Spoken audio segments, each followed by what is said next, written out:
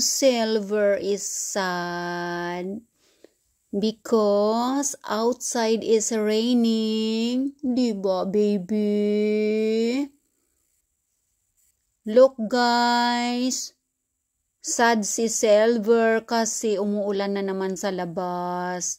Hindi kami makalabas. Kaya ayan.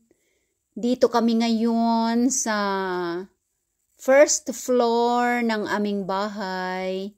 At ayan, nagpapamasahe ang aming Silver. Gustong-gusto niya, ganyan, minamasahe siya. Naghihilik-hilik. Tapos gustong-gusto niya yung kanyang mga ears ay kinakalmot-kalmot mo. Masahe pa more, sana all, diba, Silver? Boring ito mga palangga kapag dito sa loob ng bahay. Gusto niya palagi kaming nasa labas kasi maraming ibon. Diba? Maraming mga butterflies at maraming mga bees. Ayan, tapos nag-i-enjoy at nagre-relax siya sa garden. Kahit maghapon yan, nasa garden lang siya. Tapos papasok lang siya pag pupunta sa kanyang CR. Ayan, papasok at hihingin ang foods. Kaso ngayong araw na to, maulan. Pabugso-bugso ang ulan, kaya ayun. Diba, Silver? Massage pa more. Gustong-gusto niya minamasad yung kanyang ulo. Yung kanyang mga ears na yan na maliliit. Gusto niyang i-massage yun. Oh, kumusta ang mga palanggingging namin dyan? How are you people in the world? Silver is now stay at home. Because raining outside. Rain, go away, come again another day.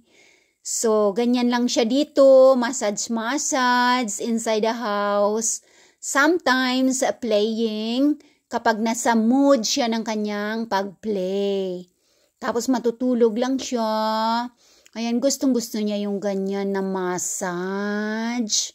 Ang kapal ng balahibo. Tapos nagupitan ko na yung mga kuko niya. Nagupitan na namin paunti-unti kasi mahirap gupitan. Nangangamros eh. Mayroon kaming 2 gunting na para talaga sa paggupit ng kanyang mga kuko. Ayan.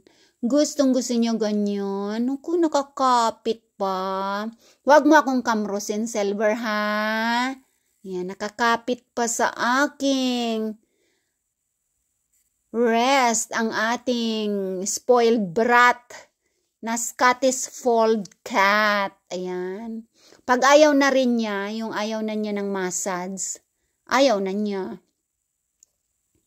Ano na siya, mag-a-acting na siya na galit-galitan. Tapos, mag-aarty na siya na kakalmutin kanya. That means, ayaw na niya ng massage. Pero, hanggat gusto niyang masahe ka ng masahe dyan, mabait yan siya. Never kanyang aartihan na na kakalmutin ka. Never. Ayan, kaya massage pa more. Ayan. Parang nafe-feel ko na. Sobra na. Ayaw na niya. You see?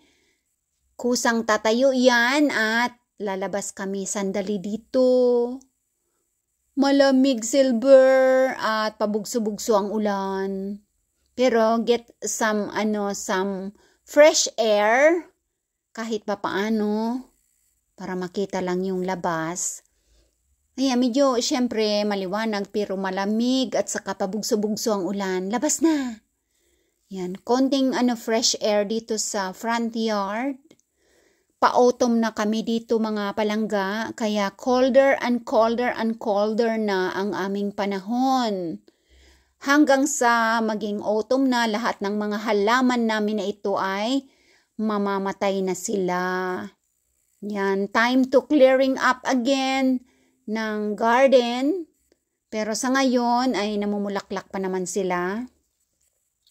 Mag-i-stay yan sila hanggang lumamig hanggang ma-freezing silang lahat.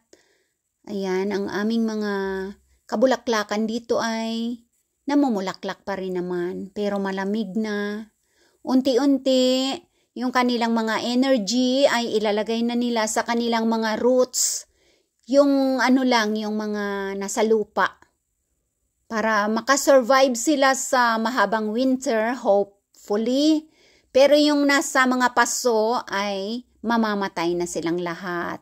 Thank you for watching!